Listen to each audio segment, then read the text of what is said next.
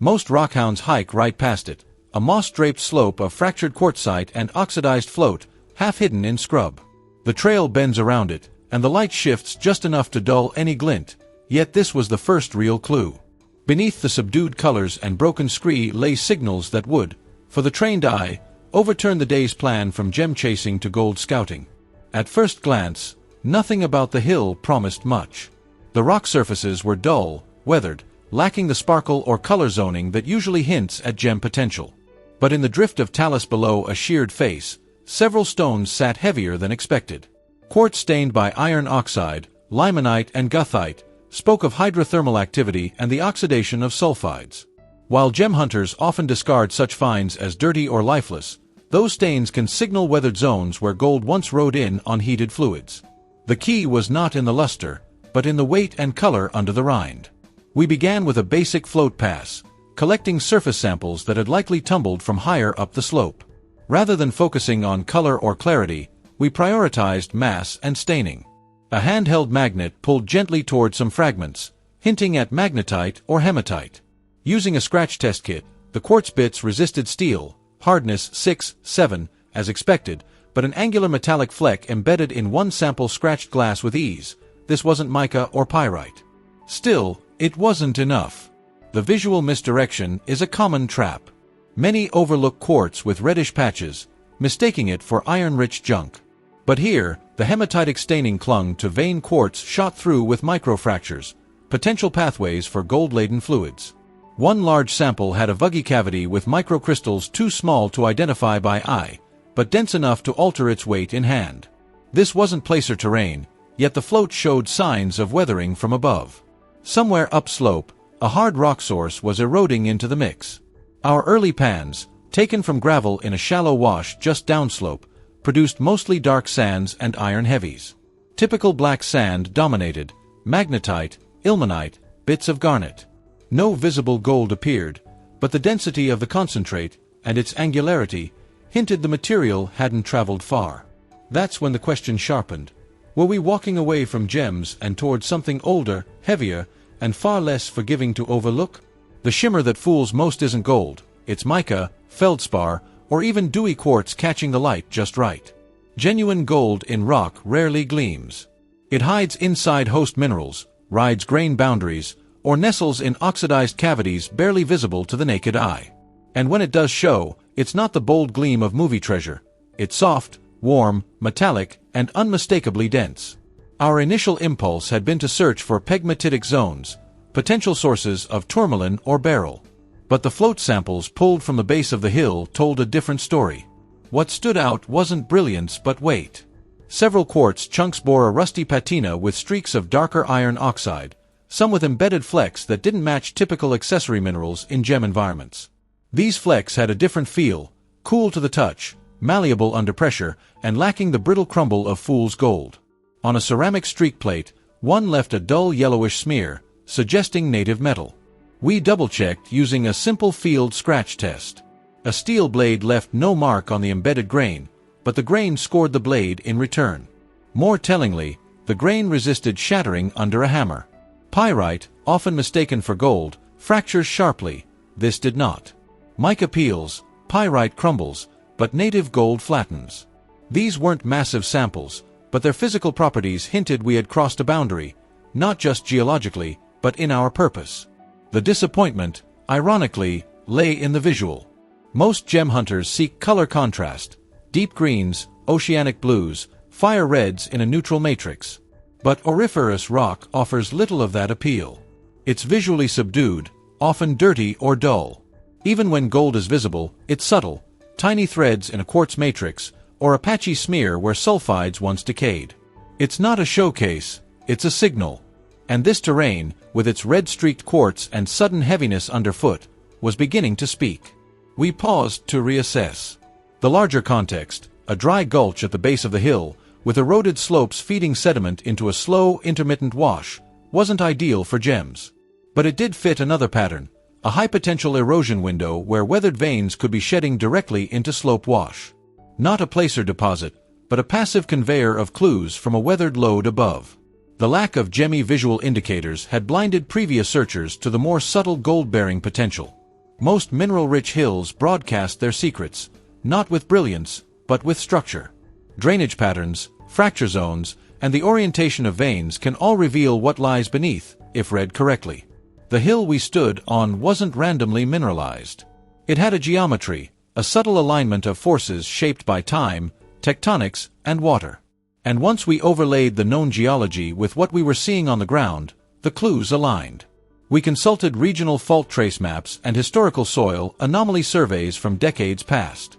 The hill sat near the junction of two structural features, a northwest trending fault and an older northeast-oriented shear zone. The intersection formed a dilation pocket, an ideal trap for hydrothermal fluids. More importantly, the terrain had a characteristic asymmetry. The eastern slope was heavily eroded, exposing bedrock ribs and oxidized zones, while the western slope was gentler, its wash basin filled with coarse sediment.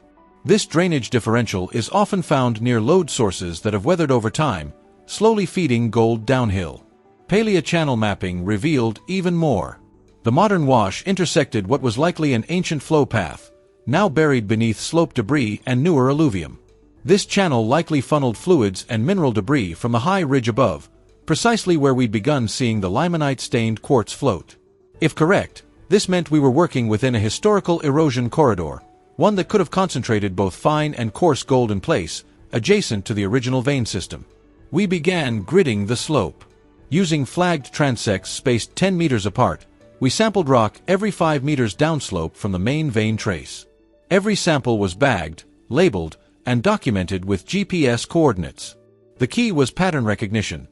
Were there consistent traits, weight, staining, embedded grains, tracking with altitude or alignment? If so, it could define the orientation and persistence of the mineralized structure beneath. Terrain logic helped filter out false leads. For instance, one exposure of brecciated rock near the ridge lacked iron staining and had angular, barren quartz fragments, likely tectonic breccia without hydrothermal overprint.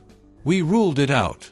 But another trench, partially collapsed under decades of runoff, exposed a tightly veined quartz rib bordered by sericitic alteration, white, soft, and clay-rich. These zones often host free-milling gold, where silica-rich fluids altered the host rock and left behind both quartz and metal. No visible gold here yet, but every sign pointed to potential. We also noted something critical. The veins weren't purely quartz. In places, banding and rhythmically layered silica suggested multiple mineralizing events. Fine-grained chalcedony appeared between coarser quartz generations, a texture often found in low-sulfidation epithermal systems. These systems, especially in volcanic terrain like this, are classic environments for native gold deposition at shallow depths. The first real confirmation didn't glitter, it stained. Across a weathered slope, quartz veins protruded like bones through the soil, banded and brecciated, with surfaces caked in rusty ochre and streaks of dark red. Limonite, goethite, and hematite marked the weathered remains of sulfides long oxidized away. For most casual collectors, this would appear as little more than iron junk. But for seasoned field workers, these oxidized residues are trail markers, proof that something once reactive moved through these veins. One outcrop stood out. A meter-wide vein of milky quartz breached a sheared rock face, flanked by altered and friable host rock.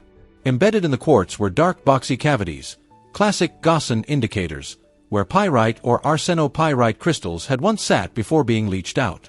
Around these voids, the quartz darkened, etched by acidic weathering. This wasn't the untouched purity of gem-bearing quartz. This was a battlefield of heat, pressure, and chemical attack. And in that violence, gold can be released. We chipped a sample using a geologic hammer and peeled back a weathered slab. Beneath the surface, a dull yellow smear caught the light. Not a sparkle, but a film nestled against a veinlet seam. Gold? Possibly. But we needed more than color. Staining alone wasn't definitive. Certain manganese oxides and iron coatings can mimic it. That's why we also gathered samples with varying levels of oxidation. Bright white quartz, heavily stained orange pieces, and intermediate brecciated zones. We then began isolating float samples downstream from that outcrop. Every chunk was examined for both surface characteristics and weight in hand, a rough but often accurate way to detect heavier than normal matrix. Some pieces, despite their modest size, pulled strongly toward the hand. No magnetism, just unexpected density. These denser fragments clustered within a 30-meter spread downhill of the outcrop, suggesting mechanical weathering from a common load. To verify, we turned to basic panning. Soil from directly below the Gaussian zone was crushed and sieved through a number 20 mesh, 0.85 mm, then panned using a standard steel pan. The concentrate settled fast. Black sand, yes, but not just magnetite. Tiny yellow particles remained behind even after aggressive swirling. They resisted movement, flattened under pressure, and clustered together when teased with tweezers. That's when the pattern snapped into focus. The oxidized quartz, ironstone float, and unexpected pan heavies weren't isolated phenomena. They were expressions of a coherent system, an epithermal deposit likely eroded in place. And the real hint was not the quartz itself, but the degradation of the materials around it. Where sulfides once traveled, gold often followed, and this hill had bled iron and sulfur into the soil in clear layered bands. The value of this kind of material isn't immediate. Unlike placer gold, which is loose and ready for collection, free-milling gold in host rock must be liberated, crushed, ground, processed. But its presence on surface float changes everything. If this material exists near the topsoil, what lies beneath the unweathered zones? The pan doesn't lie. When we first processed the oxidized float, the results were modest, a few fine particles, nothing eye-popping. But when we crushed fresh material from the exposed vein, clean, unweathered quartz sampled just beneath the surface, the concentrates told a sharper story. The pan darkened with heavies, but what clung to the bottom wasn't just magnetite or ilmenite. Amidst the black sands, fine granular flecks of soft, angular yellow refused to wash away. The yield per pan jumped, not dramatically, but consistently. That consistency was everything. We followed a systematic workflow. Each quartz sample, roughly 500 grams, was first visually assessed, then manually crushed using a steel mortar and pestle until it passed through a number 20 sieve. The finer material was then concentrated in a standard steel pan. In nearly every run, the tailings were heavy with black sand and rust-colored residues, but in several pans, gold remained, visible, persistent, and in some cases coarse enough to handle with tweezers. To distinguish real value from deceptive lookalikes, we tested each suspect particle with a crush-flatten check. True gold deforms under pressure without breaking. Pyrite shatters, mica flexes, but gold smears. We laid out the particles on a steel plate and pressed with a smooth quartz rod. Most of the metallic flecks crushed flat with a muted streak. These weren't contaminants. They were natural, native metal liberated from the host rock itself. The weight of the gold in each test pan was too light to register on a field scale, but visually, we estimated recovery at roughly 0.1 to 0.3 grams per kilogram of sample, a promising figure for near-surface float.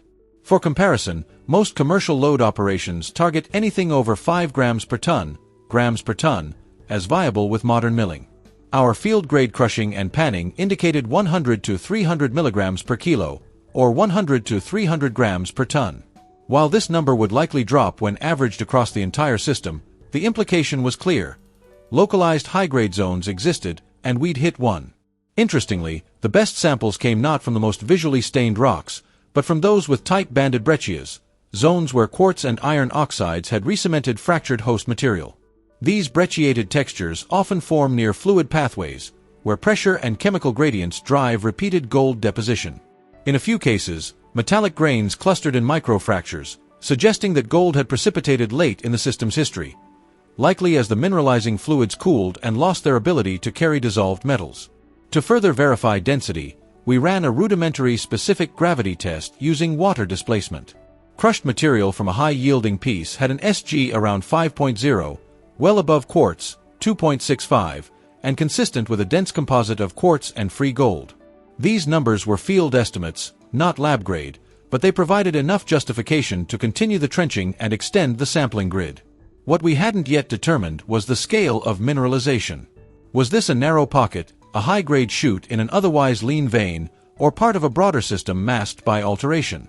That answer would come from deeper structural sampling and assay, but even now, another dimension had opened. In a twist that would throw off less experienced field workers, the next test zones failed to impress under magnet, light, or UV. Most prospectors chasing gems rely on reactivity, bright flashes under ultraviolet light, magnetic pull from ilmenite, or fluorescence from scheelite or certain garnets. But gold, in its native form, does none of these things. It's inert to UV, non-magnetic, and utterly silent under standard field lights. That silence can be deafening if you're expecting a show. So when our magnet sweeps across crushed concentrate returned nothing, not even a twitch, we took it as a good sign. The presence of magnetic minerals, common in gem fields, often indicates a different kind of geology. But here, the relative absence of magnetic response reinforced what we were beginning to see. This wasn't gem terrain, it was gold country. Similarly, UV scanning at night using both shortwave and longwave sources yielded no glow from the vein material.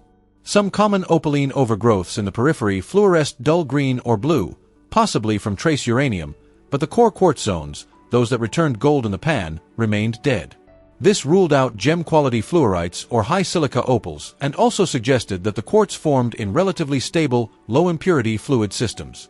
That's a marker of epithermal gold, especially in regions with minimal arsenic or heavy trace elements. The critical moment came when one sample, visually plain, failed every reactive test, yet produced the richest concentrate when crushed and panned. It reinforced a vital principle. In gold systems, the rock that does nothing under magnet, light, or UV may be exactly the rock you want. These findings clarified our diagnostic approach.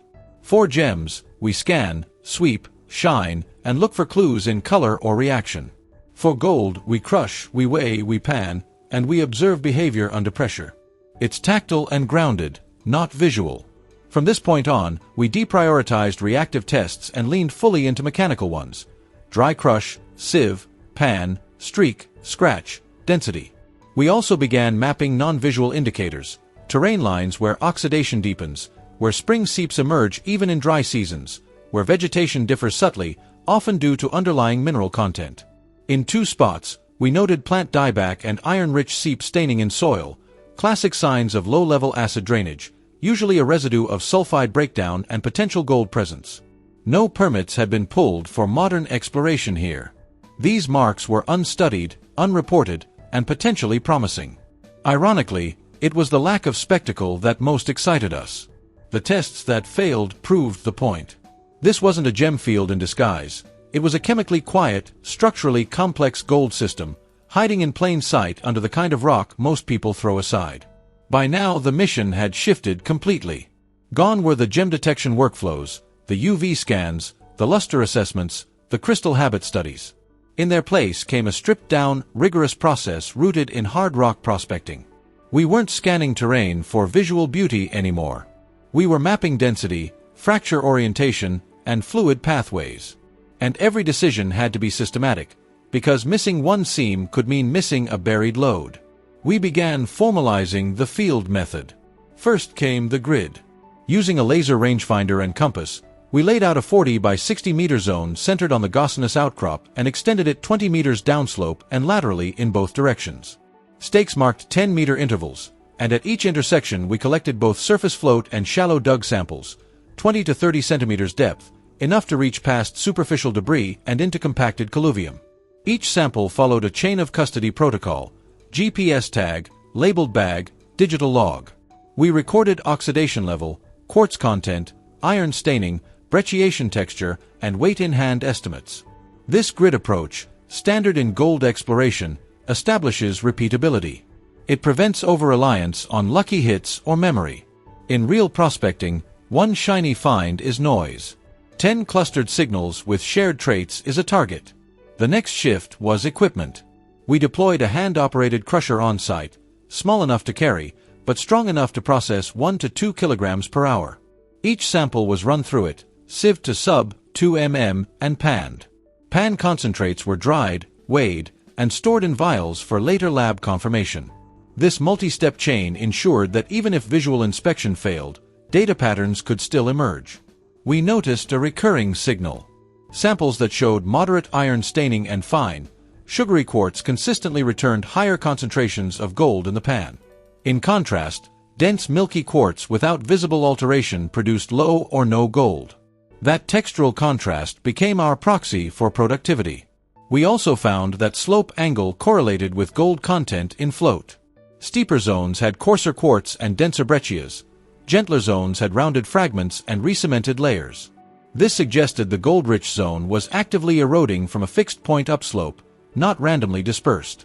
Using this insight, we began trenching uphill from the richest samples, exposing bedrock as we climbed. At 8 meters above our initial hit, the quartz vein widened, nearly 40 centimeters across, and the wall rock showed clay alteration, kaolinized and soft to the knife. That's when we drilled a small test hole using a portable rotary hammer, only 30 centimeters deep, but enough to reach fresh rock. The sample returned visible sulfide specks and pyritic staining. When crushed and panned, it yielded coarse gold, not flour gold, but flat, angular grains measuring up to 0.5 millimeters across. At that moment, the process turned serious. This wasn't a surface-only occurrence. It was a lode, a gold-bearing structure cutting through rock, weathered at the top, intact beneath. And if true, the value wasn't just in what we could collect, it was in what lay undeveloped below. Just downslope from the trenching zone, where erosion had softened the hillside into a loose apron of scree and soil, we made the kind of find that changes tempo. A shallow depression, a slump caused by seasonal runoff, held a fan of dark gravel and fractured rock at its base. Nothing about it looked unusual, until we began panning from its center. The concentrate was dense and stubborn, with black sands dominating.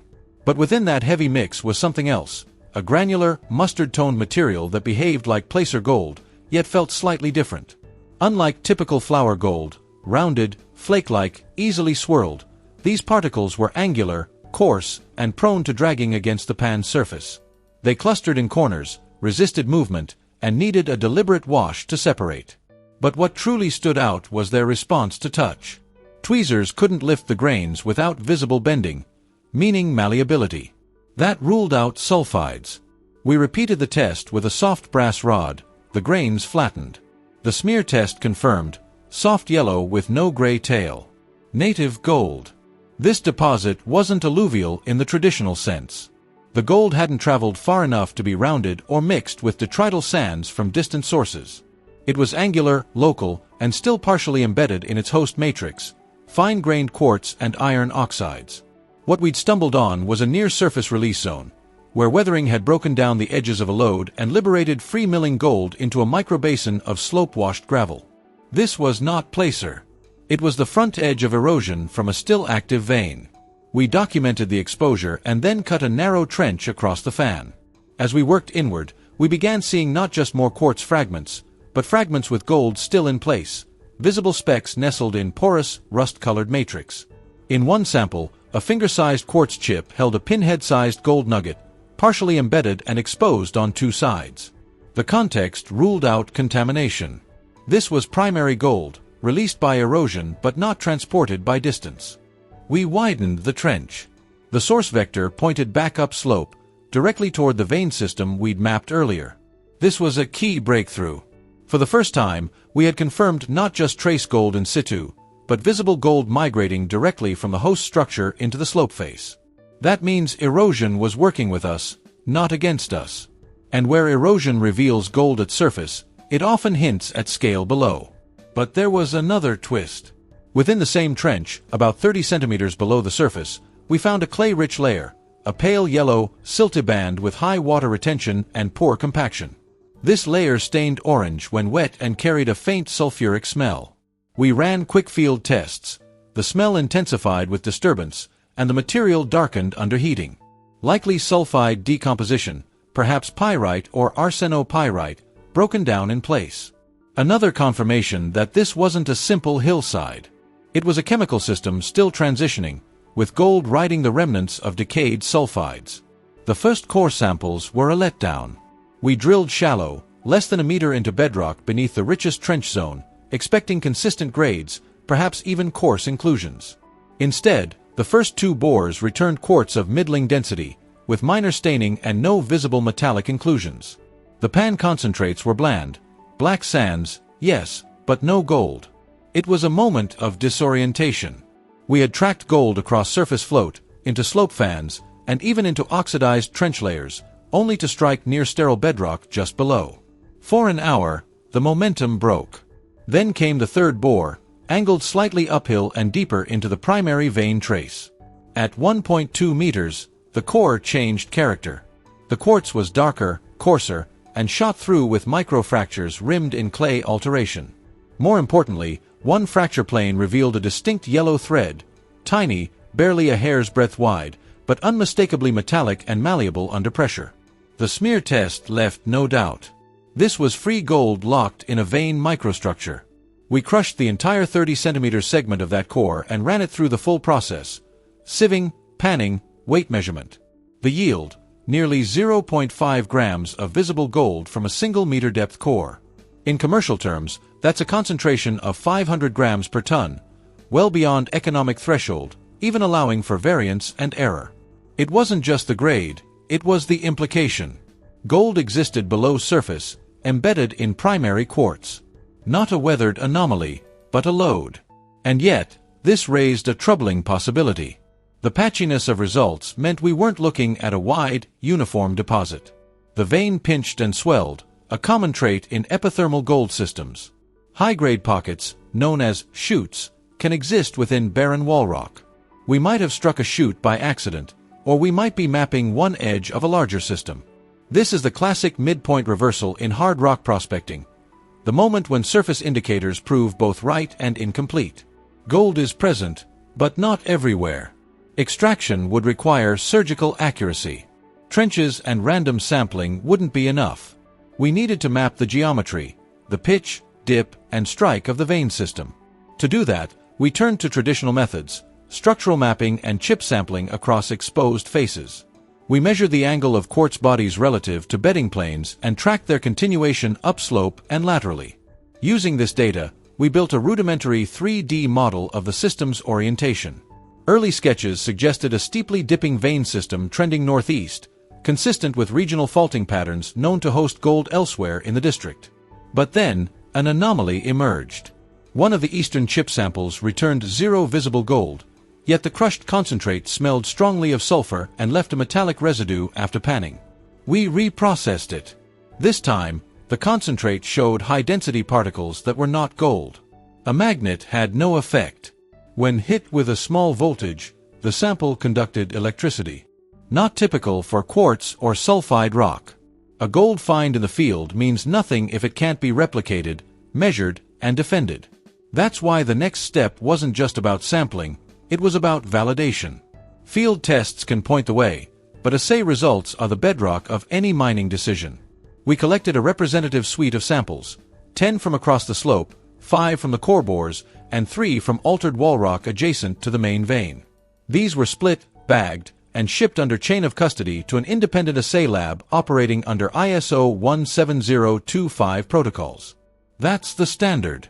Anything less risks being rejected by claim offices or investors. We requested a combination of fire assay with atomic absorption, AA, finish for gold quantification, accurate to parts per billion, and ICP-MS, inductively coupled plasma mass spectrometry, to screen for trace elements that could confirm the system's geologic fingerprint. While we waited, we ran parallel density tests in the field using water displacement. Every gold-rich sample consistently read between 4.5 and 5.2 specific gravity, well above quartz and consistent with metallic loading. The numbers held, but the proof would come in lab ink. The first wave of results came in. Core sample number 3, the one with the visible gold thread, returned 18.6 grams per ton gold. 2 others, adjacent but visually unremarkable, returned 4.3 and 6.8 grams per ton respectively. That confirmed continuity. Surface trench samples averaged 2.2 grams per ton, with 2 spikes over 9 grams per ton, exceptional for near-surface oxidized material. But the shock came from the wall rock. 2 of the 3 samples, though devoid of quartz, tested above 1 gram per ton. That meant the alteration zone itself carried gold, a sign of pervasive mineralization beyond simple vein fill. Just as crucial were the trace elements. Arsenic, antimony, and mercury were all elevated, classic pathfinder elements for epithermal systems. Their ratios matched known productive zones in the region, hinting the system might be geochemically linked to deeper magmatic processes. We weren't working a random pocket. We were standing over a structurally controlled, multi-phase deposit, still intact, still shedding value. But the confirmation brought new constraints. With numbers like these, open sampling could no longer continue. The site was now officially vulnerable to poaching or speculative rush. We moved quickly. Using GPS-tagged sample coordinates, we submitted a formal mineral claim application with the local mining authority, complete with assay proof and a work summary report. Temporary exclusion fencing went up. Field activity scaled back, pending legal boundary verification. Now the clock was ticking in a different way. A claim under review halts major disturbance, meaning no deep trenching or mechanical work until approval. But it also sets a 30-day window for formal challenge.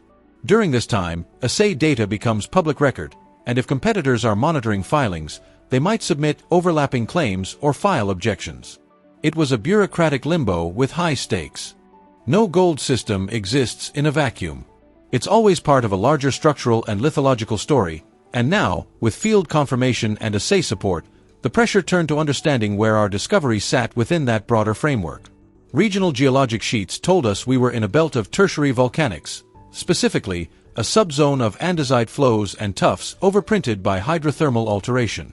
That, by itself, wasn't rare. But a closer look at the published maps revealed a lineament, a mapped but undocumented fault trace, cutting less than 200 meters from our main trench. And it aligned almost perfectly with the dip of the gold-bearing vein. It was a small detail, but one with major implications.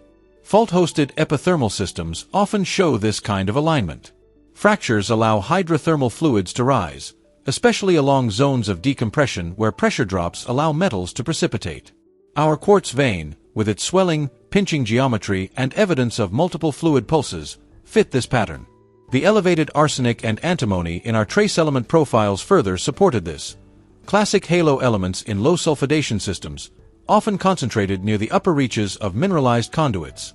We returned to the hill with one goal: to identify parallel structures. Gold doesn't usually travel alone. It follows fluid pathways, and in these volcanic systems, multiple veins often form in a laddered pattern. Using a mix of drone elevation data and soil geochim overlays, we flagged 3 zones where alteration signatures and drainage deflection suggested possible secondaries. All 3 sat outside our current trench grid, 2 uphill, 1 further down toward a seasonal arroyo that had previously been dismissed as too wet to prospect.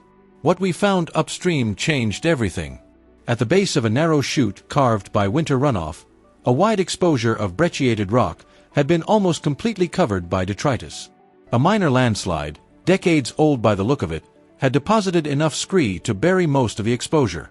But where water had cut a channel through it, the rock revealed a banded quartz breccia nearly a meter wide.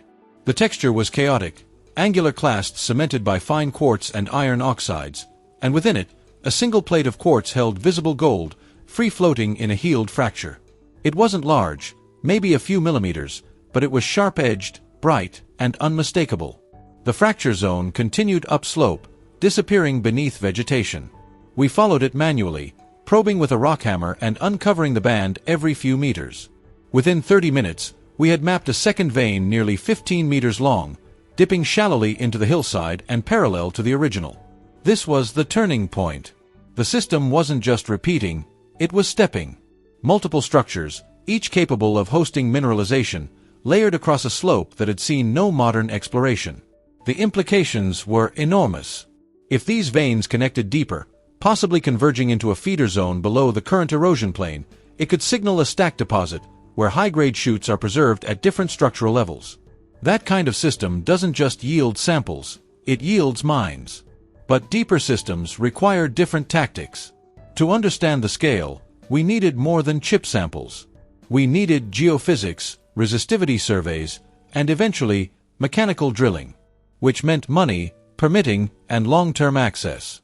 Still, with 2 productive veins, verified structure, and a matching geochemical halo, we had already done what few field teams accomplish.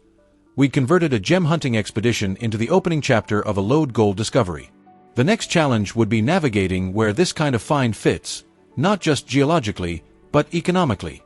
A surface find means little without the right to pursue it. And with every promising trench and core, the legal stakes of the discovery rose. As soon as the assays came back, the clock started ticking, not just on claim confirmation, but on compliance, paperwork, and long-term access strategy.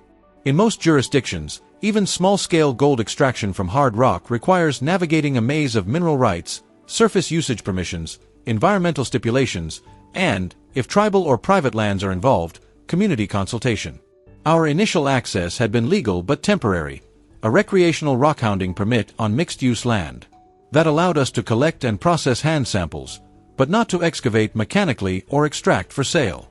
Once we had confirmation of gold in bedrock, free milling and recoverable, we were legally required to suspend aggressive activity and submit a claim. We filed a lode mining claim under the General Mining Law of 1872, as amended, marking the boundaries on all four corners with durable monuments and posting a discovery notice at the point of our primary trench. We submitted the claim location to the Bureau of Land Management, BLM, along with maps, coordinates, and proof of discovery. But there was a catch. Because the claim sat within a parcel of land with overlapping designations, public domain under active grazing lease, within 2 miles of a watershed protection zone, the claim alone didn't grant us the right to mine. It granted us the right to explore, under restrictions. For any significant disturbance, we needed a plan of operations. And before even that, a cultural and environmental survey. We submitted a Notice of Intent, NOI, to conduct exploration-level activities with hand tools and small augers, including trench expansion and limited road clearance. Within 2 weeks, the response came, no objections, but additional documentation required. Any work over 5 acres would trigger a full environmental assessment. That meant we had to keep our footprint tight, for now. We brought in a consultant familiar with regional permitting. They flagged several risk points. First, water runoff. The lower vein approached a seasonal drainage, which could trigger scrutiny under the Clean Water Act if sediment displacement occurred. Second, the possibility of historical mining nearby. If any old shafts or adits were found, they could fall under heritage protections, especially if tied to 19th century activity. That turned out to be more than theoretical.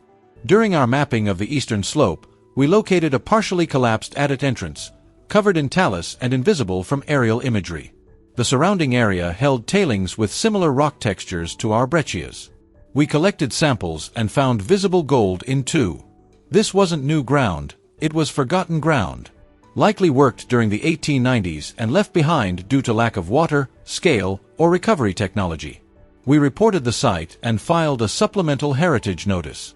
Under state law, discovery of historical workings doesn't negate a claim, but it may trigger conservation overlays or require partnership with historical agencies.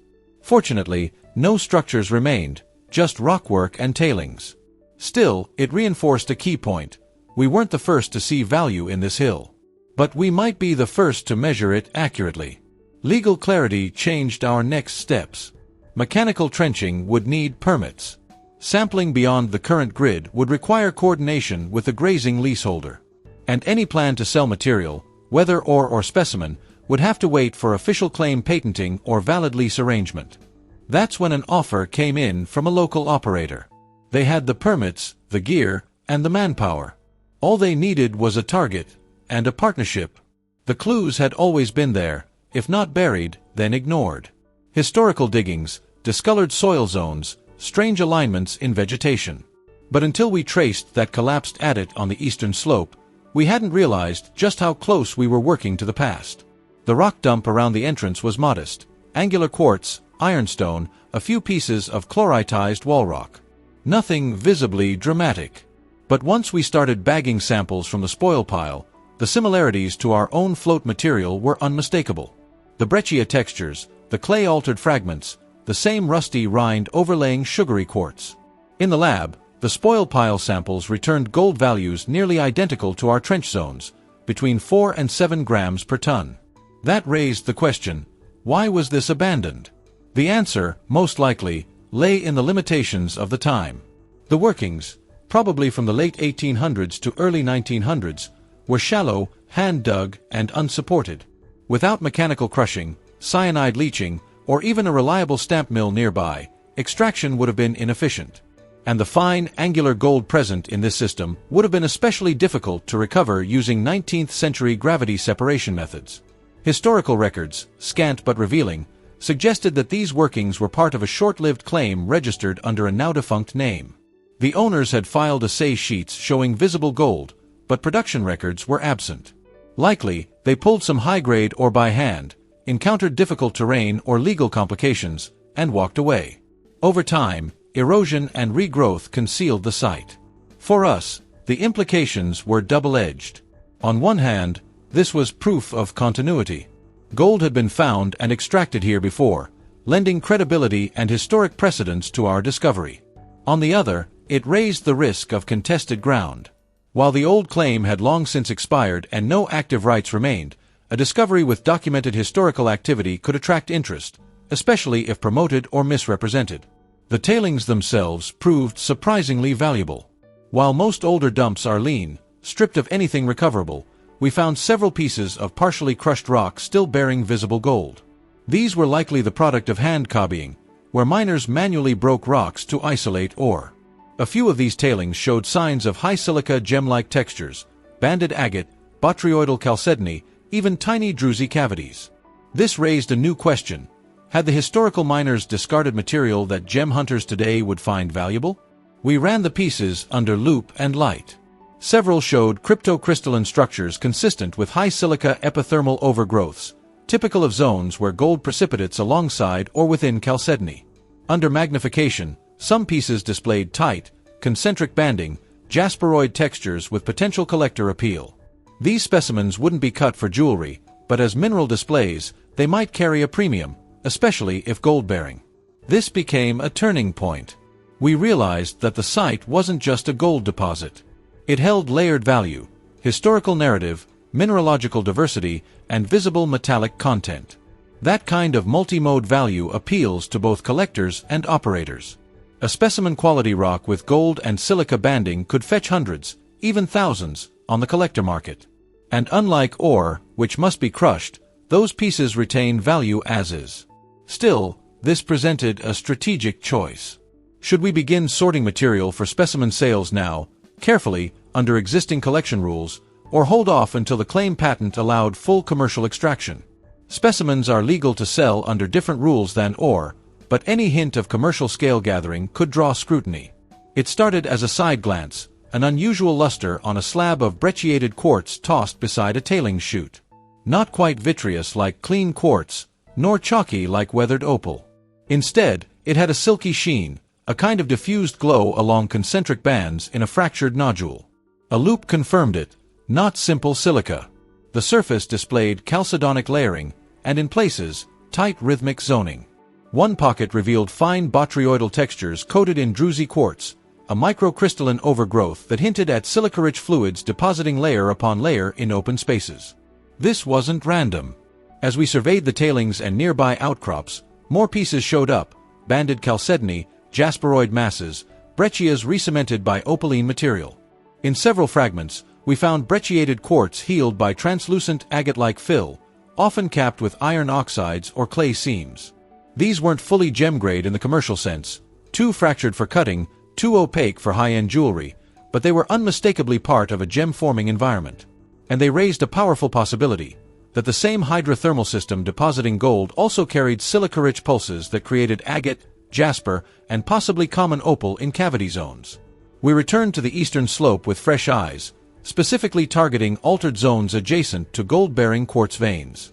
One ridge, previously dismissed as barren due to its chalky white exposure and lack of metallics, revealed a patch of vuggy quartz with translucent fill. Beneath the surface, a hand sample cracked open to reveal banded material with a pale blue core, common opal, formed from late-stage hydrosilica. Field testing confirmed it. Under light, the piece displayed subtle play of color, not strong, but enough to differentiate from chalcedony. UV tests showed dull green fluorescence in thin zones, typical of opaline material with trace uranium or organics.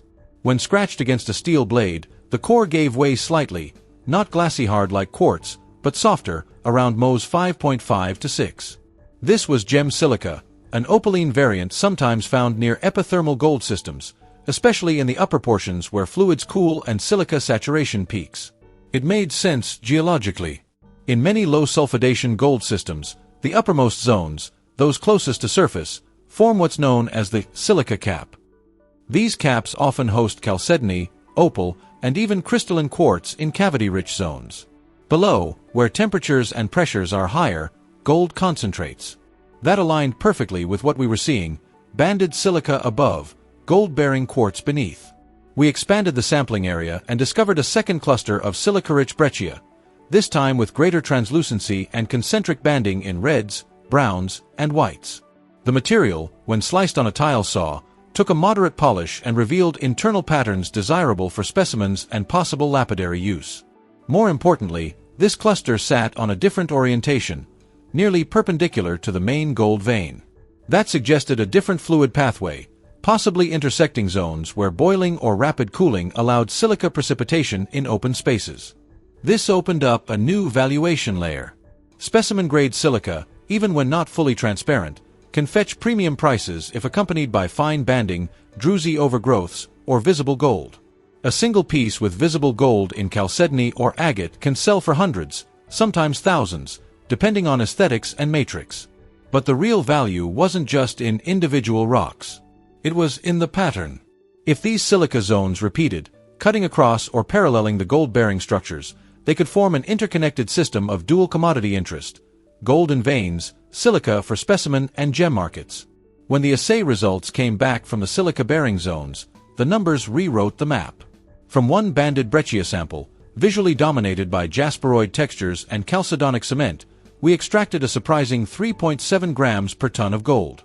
Another, a dull gray chunk with opaline veins and no visible metal, returned 2.1 grams per ton. At first glance, this made little sense. These were supposed to be light zones, gem-rich but auriferously barren. But the results didn't lie. In fact, they confirmed a growing suspicion. This wasn't a layered system where gold veins sat beneath silica caps. It was a hybrid. Multiple fluid events had crosscut each other, depositing metals and silica in alternating pulses. And in places where those pulses overlapped, especially in fractured host rock, we saw both mineral suites preserved in the same sample. These were the hot zones, the dual value pockets.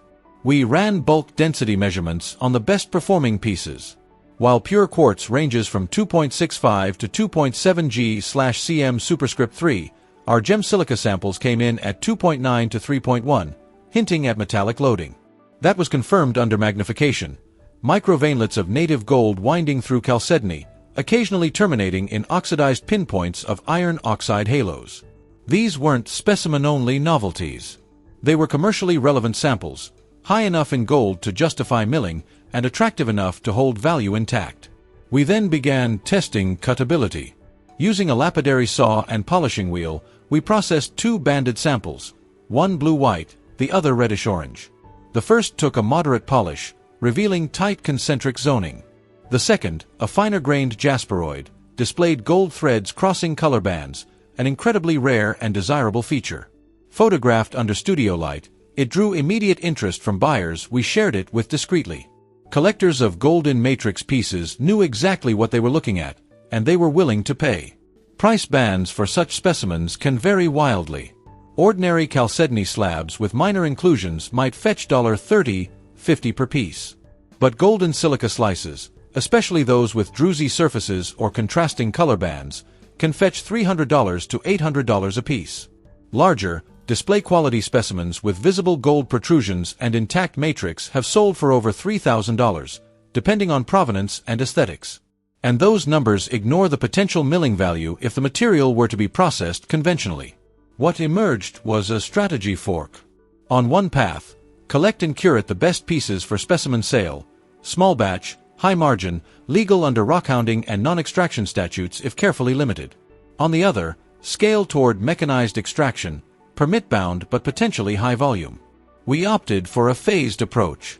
The current claim status allowed non-mechanical collection of up to 200 pounds of material annually per permit holder, provided it wasn't processed on-site.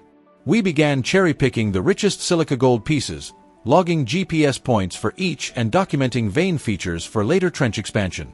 Select samples were sent to gem cutters for prototype slabs and photos, intended for future auction under provenance terms. Meanwhile, a second claim was prepped to cover the adjacent silica-bearing zone, ensuring exclusive access to the system's lateral extensions. The farther we pushed into the hillside, the clearer the picture became, and the more urgent it was to separate real value from field trickery. Every find had to be interrogated.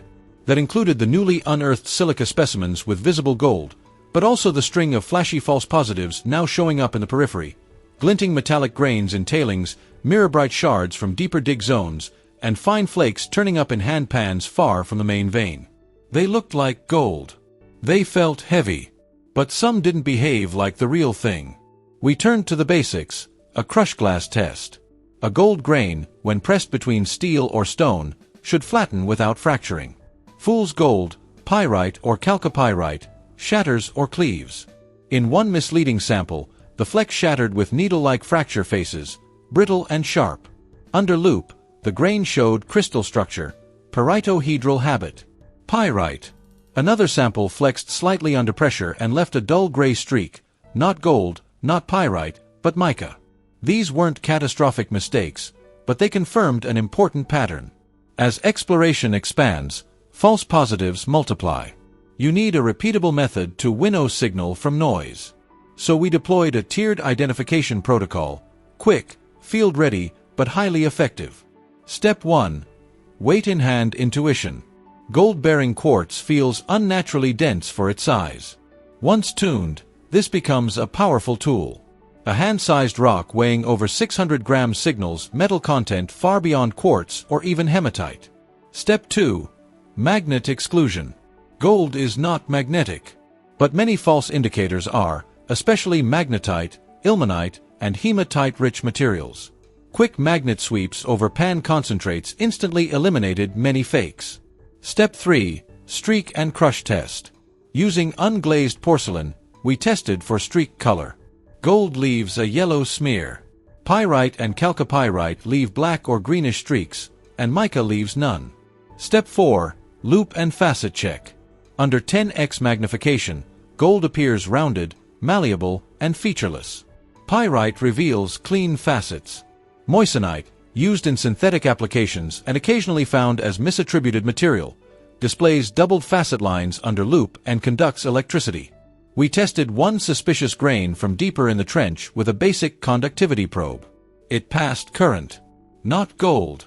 Likely moissanite or industrial-grade silicon carbide, perhaps introduced from equipment or local industry debris. This attention to detail mattered, because even small misidentifications can spiral. A single misread sample submitted to a lab can skew perception of the system's value. Worse, it can damage credibility during permit applications or investor review. To combat that, we implemented a duplicate control system. Every third sample was split in two, one half retained on-site for later comparison, the other sent for assay. This allowed us to cross-check unexpected lab results with field-verified material. In one case, a sample labeled as low-grade, just 0.3 grams per ton, was re-verified on-site and found to contain visible gold. The original assay had missed it due to particle clustering outside the subsample envelope. We resubmitted with pulverization instructions. The second test came back at 4.9 grams per ton. That experience solidified another rule: gravity before chemistry. Any sample with suspected coarse gold must be pulverized and split by weight, not volume. Assay labs are accurate, but only when the sample truly reflects the material's distribution. Gold, especially in free milling systems, is notoriously uneven. A single nugget can transform the reading. That's not fraud, it's physics. With this new rigor, we began retesting fringe zones, peripheral trenches, shallow pockets that had been skipped due to poor showings. One in particular, a dry wash 50 meters south of the main corridor, began yielding fine, flaky gold in every third pan. At first we thought it was float gold, reworked by erosion. But then a dense matrix-bound sample emerged, chalcedony, heavily iron-stained, with a smeared golden vein running through the center. The gold resisted scratching. It bent. And when we retested the vein zone, it returned over 6 grams per ton. The real system wasn't shrinking, it was branching. But now came the challenge of conveying this value, not just in samples, but in terms buyers and officials understand.